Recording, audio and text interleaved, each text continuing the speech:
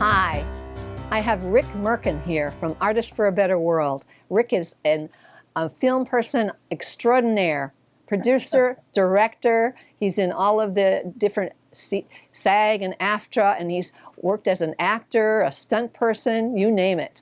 So Rick, tell me your story of how you got started in the industry as an artist. Wow, okay. Getting started in the industry itself came about. I went to college at a business school for a couple of years and switched over to going on to a full feature film type of thing to learn about all that there was to learn about. And I made that transfer from a junior college in Pennsylvania to San Diego State in San Diego, California. And they had a wonderful, wonderful system down there. They had two different stages. One was actually for the local television station, PBS, and the other one was a very larger station where we did things with different types of cameras and actually making movies. Great. So yeah, that was the start on that, that's for sure. When I first really noticed that I wanted to do in my life, I decided at 4.5 that I wanted to be an entertainer. So that's not just song and dance, which was what I used to do very early on, and progressed as I went up through school, in elementary school, junior high school, etc., being in plays and other things. And then eventually I worked my way through a business college for a while and decided that that really wasn't my game. What I wanted to do was what I've wanted to do forever, and that's be in the arts. So when you look at that as an individual out there, some of the things that you really want to look at is, what do you want to do if you get into that industry? What area? Who are you going to talk to? How do you talk to them? These are all things that you need to learn. They're not difficult, but it takes a lot of hard work, and sometimes it takes a lot of days, weeks, months, and even years to break in. But it's available if you want to do it. You'll find people as you go along who have similar ideas and ideals. That's the people that you want to be with. People who want to help you and you to help them. That's very, very different from many things that you'll see one day if you get into Hollywood. That's right. The scene. Yeah, and also being in the Artists for a Better World, being in a group of artists, how do you think that benefits an artist like yourself? I think it's fantastic. I mean, what happens there is you have a number of people who are in a completely different area than you are, and others who are in an area that you are in. So you have the advantage of learning from each other. And in doing that, you expand your own ideas and ideals on what you want to do. That's true. Yeah. Oh, yeah. Yeah. How did that affect you when you first got in the group? I mean, It was a lot of fun. The young lady who's put this all together, Barbara, I met many years ago, and she had started a group like this quite a while back. And we met at a sort of a convention kind of a situation. And at that time, I was just starting to work on some rather major motion pictures. oh, tell us a little bit about that. Well, I spent a couple of years working with Steven Spielberg. I was on staff. Oh, I've worked with a lot of different producers, directors, etc. And for me, I came in from the outside world. I had nobody that I knew in the business. So I had to make my own way. right. And again, in terms of the people who are looking to possibly become part of this group, these are things you have to learn about. You know, there has to be that real strong desire, because there's a lot of people that want to do it, and not all of them actually are that great to begin with. But even those can come up if they want to work hard enough for it. That's right. Yeah. That's right. It all depends on that, doesn't it? Yeah, and so for me, I have gone through several different schools, be it through college or actually certain areas in the Los Angeles area that have people who are very great trainers in the area of the arts. and you work with them and you build upon the information they have. And if they're the really good people, they push you in the right way, because you'll feel it, you'll know it. It's like, this is the way I want to do this. And then you just explode. It's like, that's what I want to do. Unfortunately for me, that happens a lot. Oh, I want to do that now. And that's part of the wonderness of this particular group. You have a chance to meet many people who are extremely good at what they do, as well as people who are just starting. That's right. So it's a great mix. There's a lot of people curious, like how you first got started. And you talked about you were very young and you were putting on shows. How did you gradually work into the business? Right. Well, yeah, this from the beginning, as a very young child, I really wanted to be in the entertainment business as an artist. So that was sort of the very beginning, and it was probably around 4.5 or so when my cousin and I used to put on little dance routines for family gatherings, like around the holidays. And we had no music behind us. We made up our own steps. Great. You get the applause from the adults when you're that little, right? Right. So of course that egged me on to continue in the business. See, that was the start. And then how did you get in? You mentioned something about film and that industry. What do you have to say to some of our members that are really interested in getting in that business? Maybe they wrote a script or they'd like to produce someone else's script. Right. What would you say to them? Well, there's a number of things, and it's a matter of how they want to approach it. Right. There are people who try to get into the industry from the time they get out of high school, and they've probably done some training while they were in the lower grades. Most of at least when I was a child, even in elementary school, we had plays, and I was in a number of them, either on the stage or I was actually playing with the lights and doing all that kind of stuff behind the screen. I just wanted to do anything that I could to be in the business. Oh, great. But now you're talking about somebody that's 7 years old, so I've been in it a long time, in my head at least. But that's right. Right. So as it progressed, I got further and further into high school, and I sort of drifted a little bit away from the business itself because it was more sports at that time, for me. But then I shifted back as I got off into a junior college, and I had an English teacher who looked at me and he said, "I think I could put you in a play." Okay. And it was based on a book called The Lark, which is the story of Joan of Arc and her being eventually put to death. That's right. Yeah, it's a very interesting play. And I got to play a person who was called the Earl of Warwick from England. They had beat the French in the conflicts that had gone on. And she was being pretty much put out as a heretic. And that's why they were going to burn her to death. It was all her fault that the French lost. So quite an interesting play to do when you're only about 19 years old. Right. So it's interesting. But that's the kind of thing that you want to have about yourself in whatever art area you're in. I don't care if you're painting, or if you're singing, or if you're just a dancer, or you do multiple things. You have to be ready and aware to do those opportunities when they come. Take them. Right, you take them. And even if it's not the greatest one, it's still something you're doing, and you learn from it. That's right. It's very, very interesting how that works out. For me, it went into junior college, and again, I did this with one play, and I did another one after that.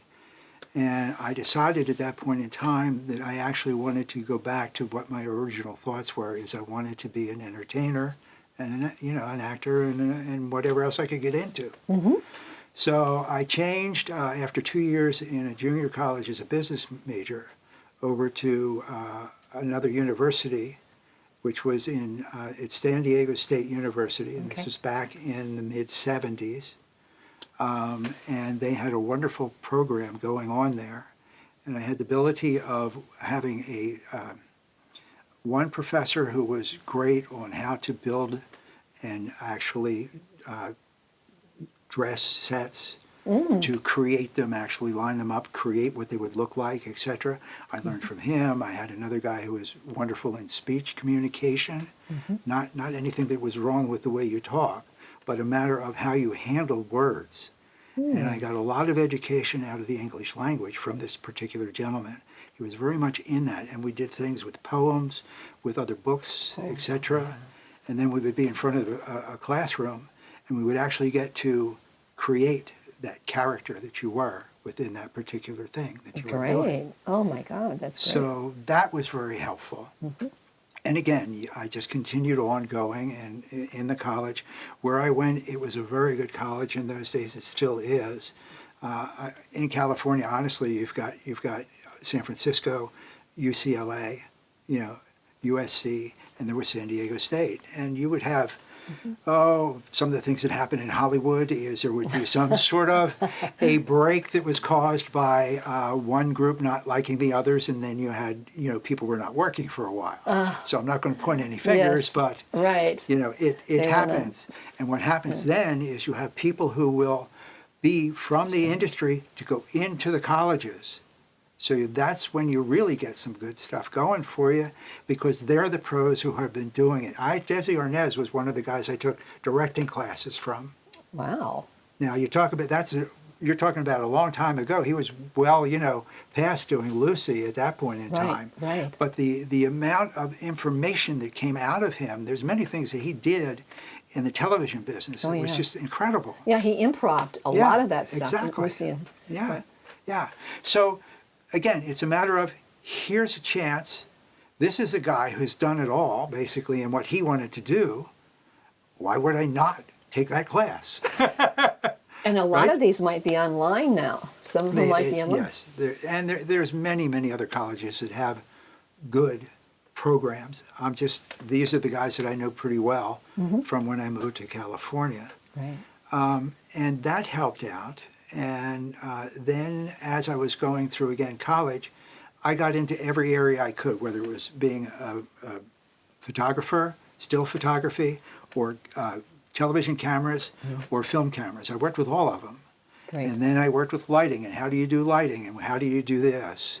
And then I also started designing sets and did some of that. And in the meantime, I would be taking a class every other semester, that had to do with acting. So I just wanted it all. I wanted to know what it was all about. And just my point of view is, the more you know about the whole game, the better you are at any part of the game. Oh, that's a very good viewpoint. Yeah. I love that. Yeah. And so because you went in all phases of the filmmaking industry, you could be very good at any one of them. Right. That's the thing that's so much fun, as far as I'm concerned. There are people who just love one part of it. They want to be the cinematographer, and that's all they want to do. And that's great. Sure. I'm one of those guys who likes to go around and do different things, and again, I have worked in pretty much every area of the business one way or another, at least briefly. So you mentioned the area of actually being SAG-AFTRA, and I am, still am, and I've done a few things with speaking parts, and I've done a few things. As an assistant director with the Directors Guild, I ran with some very good guys who were extremely well in the area of stunts, and they call that second unit. That's like when you see there's two guys who are going to fight, and part of the fight, the guys who are the actors are doing it, and then part of it is basically your stunt people. But that includes the camera chases on cars, right? Fight situations, crashes, all of those kinds of things. If it was a Western, you've got somebody, the guns, all of those things. I knew about all of them because I took my time, to find all those things on my way. I wanted to know as much as I could. I had a brief area in the military once upon a time, and so there were things that came in from that as well. I had a lot more insight into how we would use explosives. Again, this is in the stunt and the special effects type of thing. Right. Fortunately, I had information from being in the other side of it in the military. I learned about all of those things. Right. So when I went into the Hollywood afterwards, I knew what these guys were talking about. You could make it real. Right, exactly. You lived it. Right, right. And the people, the really good people in the industry are people who love what they do. Mm-hmm. You know, there's far too many people, as far as I'm concerned, I'm not going to name anybody, but there's a lot of people that are just doing it because either they want the money or they want the power. And what they're doing with it can be good and not so good. Exactly. So you have to be aware as well of that kind of a thing. What's their purpose? Well, that's the point. Yeah. What is their real purpose? You know, they may make a film, but then as they get into it, they start to think about changing things. They don't really work the way that it was originally going to go. And sometimes that's bad, and sometimes it's good. So that's, again, an area you need to be alert to everything you can learn. Well, especially as a director and producer. Yeah, yeah. I had a friend that I met while I was working with the Amblin Entertainment Company. And yeah, with Stephen. And I learned a lot there because it was a time of many movies. Yes. At that point in time. Spielberg put out a lot of movies, yes. Particularly back in the earlier days, the mid part, or early part of the 80s. Right. When, you know, once E.T. came along, it just opened up for Stephen, and he was allowed to get much more of whatever he wanted from the studios at that point. More latitude. Right, more latitude, and the ability to bring in other products and have other good directors that he thought would do well with Stone, you know, the different shows. So, Bob Zemeckis is one, as an example. So he started a lot of these directors and producers out because he brought in other creative people that he thought could lend their 2 cents, and they were good. They became very good. Yeah, absolutely. Well, Bob, just as an example, is a wonderful guy, and he was already well on his way.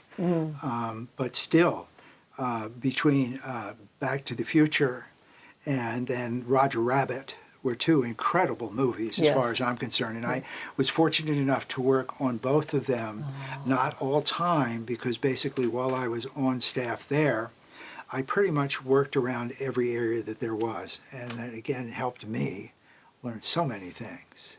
That's excellent. You know? Yeah, and you're just great people to work with. So what would you tell our members, like if they're planning on doing something, what are like the 1, 2, 3 that you'd say are the key things that they should look for or do? Wow. Well, the first thing is make a decision. You got to know what you want to do. That's right. Because everybody will give you a script. You'll get 100 scripts, I remember, because I had to read for one of the actresses, yes. Yeah. So you really need to know what you want to do. And then you need to figure out how you're going to do it. Really, it's a two-sided thing. Because if you're coming in from the outside, if you don't have family that's already in the business, then you're going to have to figure out, well, how am I going to get to these people? And that's another game. You need to start to think it out on your own. How am I going to find people? How do you do that? They're not all on, well, they're probably got an email, but do you have it? Not really. Their agent or manager has it. Right. And it's hard to find it. Right. Yeah. And you get things like, one of the things, again, when I first really started getting into Hollywood, I worked for a catering company that did commercials. They would go out and cater commercials. And while I was there, I was watching, and meeting people. Yes. And particularly when you've got food out on a table, it's easy to talk to people, particularly when they're hungry. That's really a good idea. Right. So I got that into the game. Yeah, absolutely. So, and that helped me along the way. I met people that, you know, were big actors and people who were very young and different and all those things. And again, it's learn. Absolutely. Because each one of them has their viewpoint and something they could teach someone else. Right. And you yourself learn from teaching them. Because they'll come up with their own ideas. That's true. Because they're creative. Because artists are creative. Right. That's the whole. Yeah. There was a company that I worked for as becoming an actor with a company that was doing that out of, I think it was CBS Radford was the studio here in Hollywood. Okay. And it was back in the days of Hill Street Blues, I think was the name of it. Yeah, a program. And there was a group of people who ran a place for people to come and learn how to work in the business as actors. And they also taught for directing. And I stayed with them for, I think it was about they did quarters. And I worked 3 quarters with them.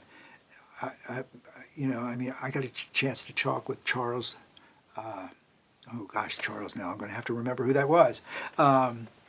There's just a bunch of really interesting people that you would never think you would run into. Yes. And you get there, and it might be somebody that you don't really know, but then when you get to talk to them, they're really, very interesting and open and giving. Right, and they give you some advice. Yeah, and show absolutely. You. Yeah, so lots of interesting things there.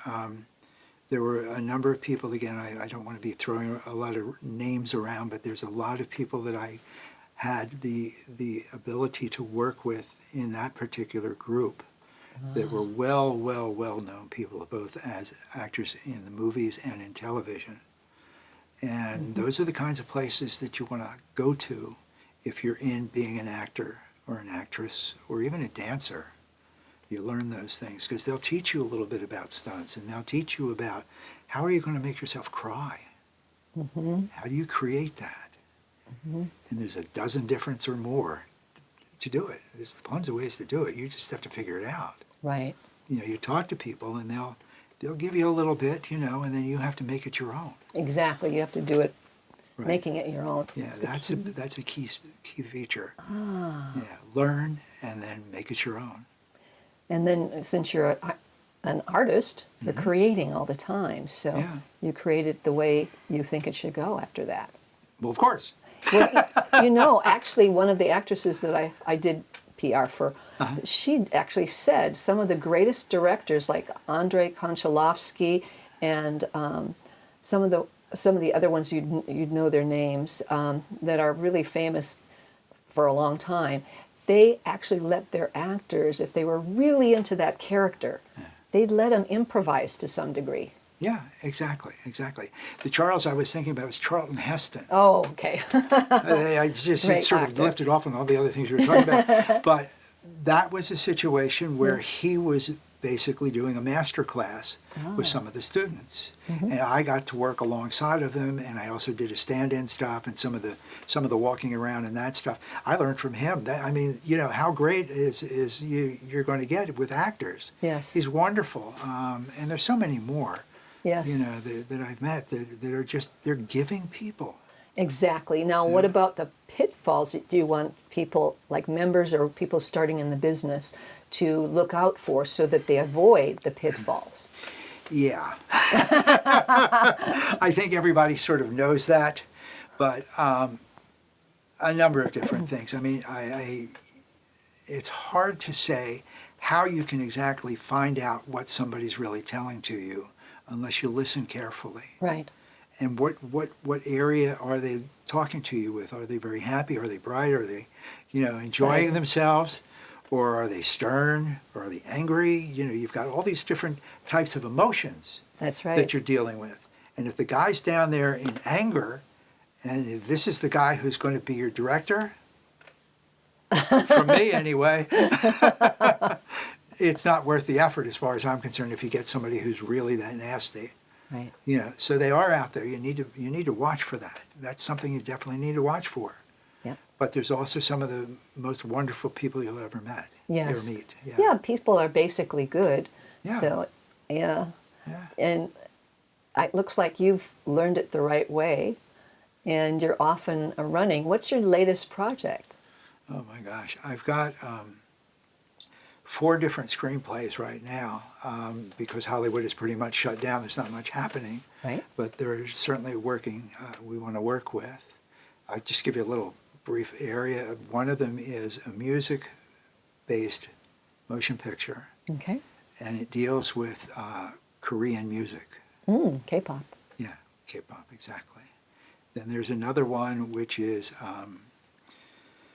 Oh, it's about a story where a couple of guys go off on an adventure. One of them is going to get married, and one of those things, and they get caught up in Tijuana in Mexico. Oh, a comedy.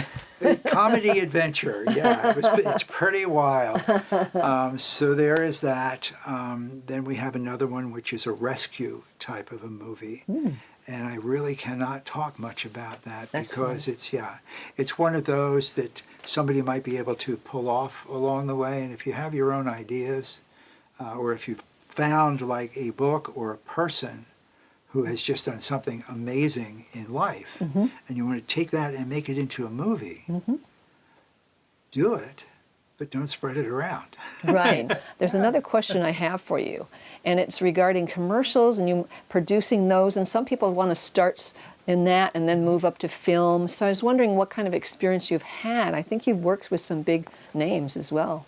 Yeah, along the way, it started out with a friend of mine that I had met on another short film, and we decided that we had a similar kind of camaraderie between us and things that we liked to do. Right. And he had graduated from UCLA and got his degree in that area of the arts. And we started to do some small projects for commercials. And as it grew a little bit, it started actually first with still photography.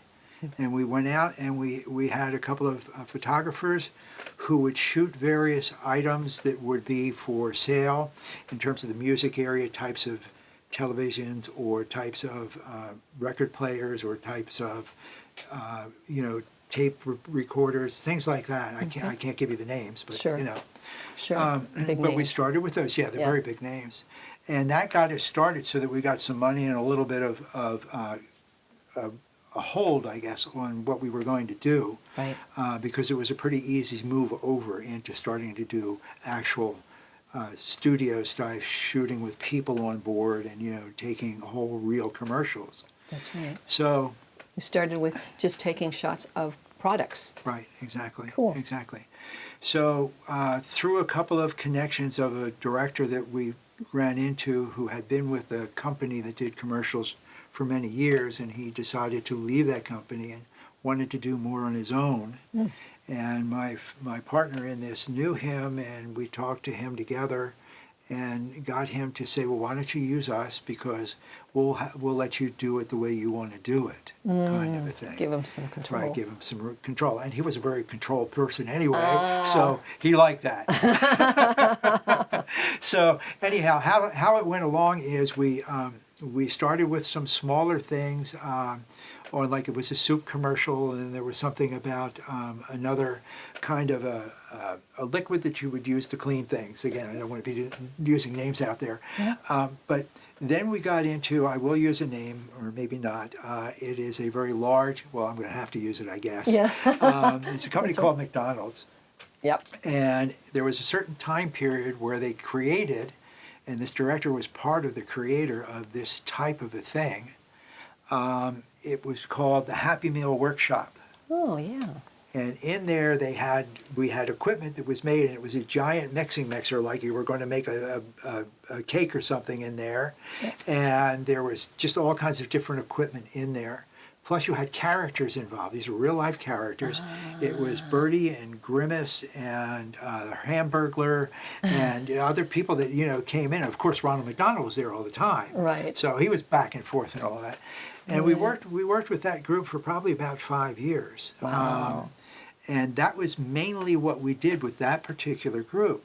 Now, this director we worked with also in a couple of other areas that were different types of products. I remember there was some sort of an electronic thing that became very famous with people doing things around. And again, I'm not promoting anybody. But those were very successful. Yeah, Ronald yeah, they McDonald, that were. whole thing. And Wow. then we came across another gentleman who had a small company who did commercials and very, very particular things. There's a lot, back in the 70s, the 80s, the 90s, through that area, there were a number of theme parks that came up around the country. And there was one down in San Diego where we did some things there that involved water. And then there was another gal who this director had worked with for a couple of seasons, and then went off and did something else, and then they got back together again, and that's when I came on board with this other director and my partner. And I guess you see, I've given you Ronald McDonald, so I'm going to give you Dolly Parton as well. Ah, Dolly, yeah. Yeah, and we Famous. we worked with her in Los Angeles. We worked with her in Nashville, and we also worked with her on her theme park, which is Dollywood. Oh, which yeah. That's almost all the way over to the eastern edge of Tennessee, an area called Sevierville. So Sevierville with Dolly. Sevierville. Wow. And actually right below where the theme park was, there was an area down there. It was a whole artist community that was along a river there. So it was really a great place. And the first time I went there, it had been an amusement park. They had a roller coaster and some other things. But when she bought it, she then changed it around, and it was more like woodsy and, being up in the mountains in Tennessee, and all that kind of thing. So we spent, again, that was about 4 years, I guess, working with Dolly. And in my own personal point of view, she is the sweetest, most loving, most caring person I have ever met. Wow, she seems like it. Yeah, she really, really is. And she's just a joy to work with. Wow. Sometimes one of the managers would come over to want to talk to her about something, and maybe we should change it this way. And say, well, I really like it this way. Kind of She thing. has It's a- a little bit. So she has a bit of control in there, which she is has good. a way of doing Yes, it she to does. still She does. not make them wrong so No, much, not but at also all. get her point across. Yeah. Yeah. So that was a lot of fun for us. And the last year that I worked with her, they were putting in a water park next to the regular park that they had. Right. So it was one of those things where you have a giant area where there's water rolling in and they make waves and, the whole type of thing like that. They're fun. Yeah, they were a lot of fun. But, and there were other commercials we did with other places in the area of having a water slides. There were a couple of places in other spots down in Missouri and some other spots that we did those as well. Oh, wow. You've Yeah. really experienced a lot just in the short period of time. Well, Yeah, all your few life. years, yeah. You've done almost everything you can think of, from Spielberg to Dollywood. Yeah, I'm waiting for the chance that I can go up into the spacecraft and do something from up there down. Oh, just yeah. to do it. Yeah, get with the Tesla. Yeah, exactly. Actually, I know somebody who's been working with them, so I should think about that. Yeah, think about that now. Thank you Yeah. so much, No, Rick. you're welcome. It's a pleasure to talk to you. Great.